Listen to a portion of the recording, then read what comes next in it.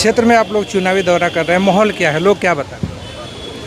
पूरा एनडीए में पूरा शाहपुर है और जो भी हमारे एनडीए के प्रत्याशी हैं पूरे शाहपुर विधानसभा इस बार मंच बना चुका है कि इस बार शाहपुर में कमल खिलेगा और यहाँ से एनडीए प्रत्याशी की जीत होगी और बिहार में नीतीश जी के नेतृत्व में एनडीए की सरकार बनेगी पूर्ण बहुमत के साथ में।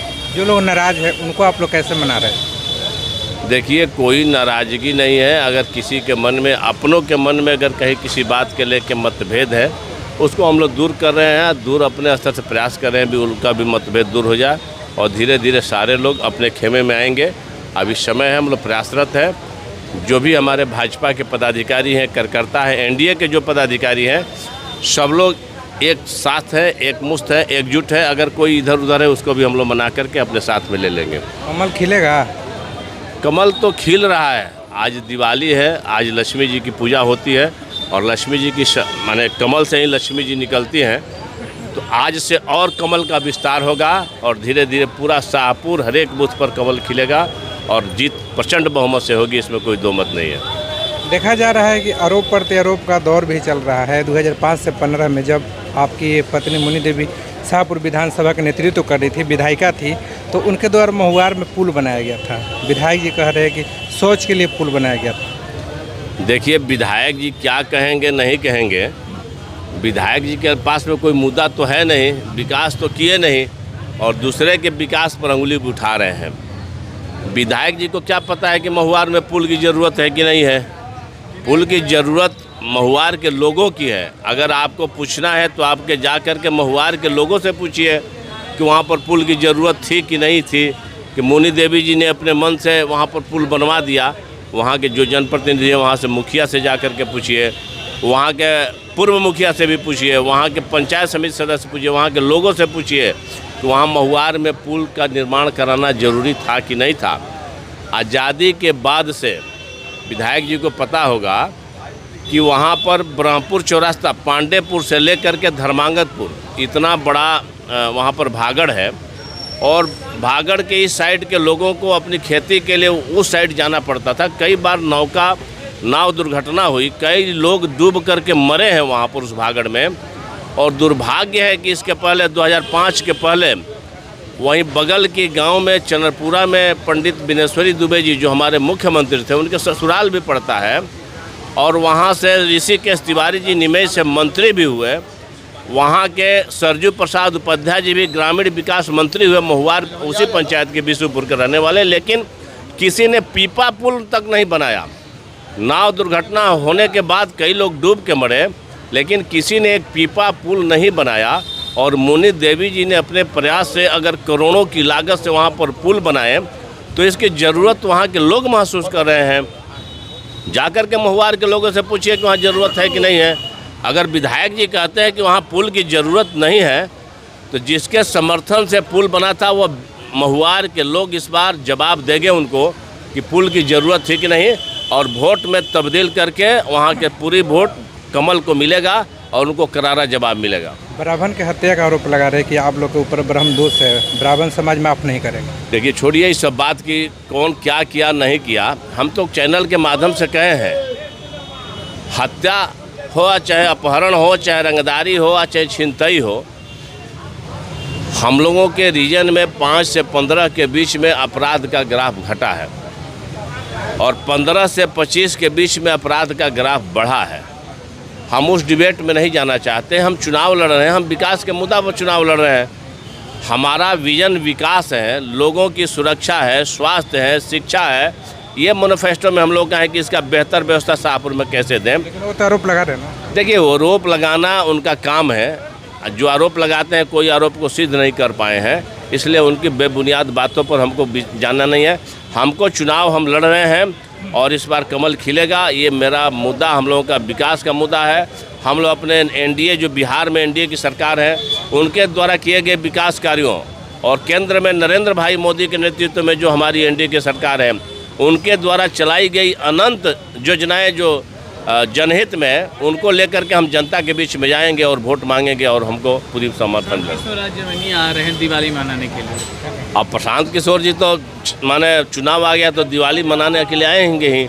अच्छा रहता कि छठ मनाने के लिए उस घाट पर जाते जहाँ के लोगों ने भस करके, जहाँ के मकान गंगा जी में विलीन हो गया, उस पर घाट पर जा करके अगर छठ मनाते तो अच्छा रहता। दिवाली मना करके पटाखा फोड़ के क्या करेंगे? प्रशांत किशोर जी उस समय कहाँ थे जब वहाँ जवैनिया के लोग बाढ़ की विभीषिका झेल रहे थे, जब वहाँ पर सैकड़ों घर गंगा जी में विलीन हो गया, उस समय प्रशांत किशोर जी कहाँ थे?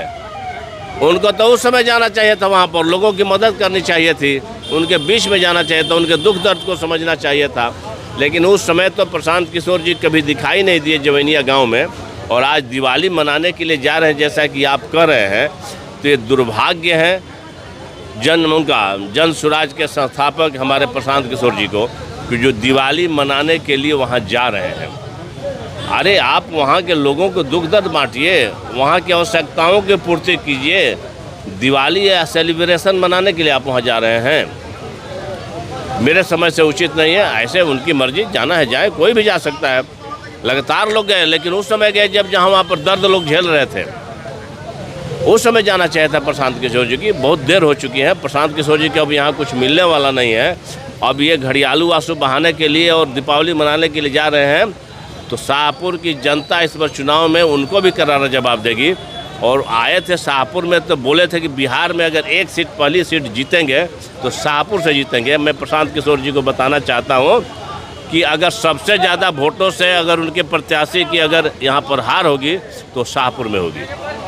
10 साल का आप लोग रिपोर्ट कार्ड मांगे थे विधायक राहुल तिवारी से, वो बोल रहे कि हम जनता के बीच जा रहे हैं, जनता को रिपोर्ट कार्ड दे रहे हैं कि हम 10 साल में कितना विकास किए हैं। ठीक है, जनता के बीच में जाएंगे, जनता को रिपोर्ट कार्ड देंगे तो जनता उनको रिपोर्ट कार्ड दे करके उनको जवाब दे देगी, और 14 नवंबर को यहाँ से उखाड़ फेंकेगी जनता। वो इंतज़ार करे 14 नवंबर का।